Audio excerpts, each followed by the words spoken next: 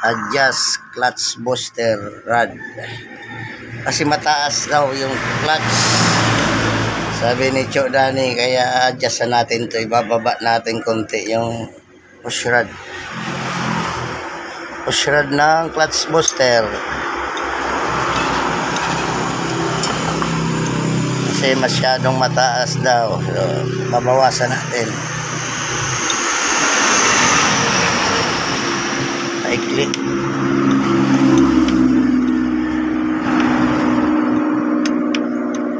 Pihitan natin ng mga 4 na pihit.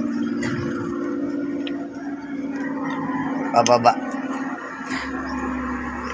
Yan.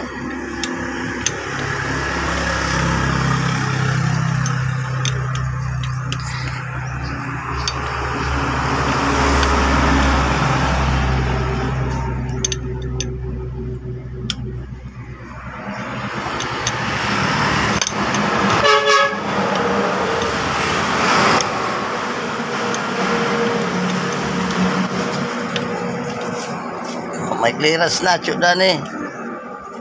Tama na yan, baka masubrahan man. Makambyo.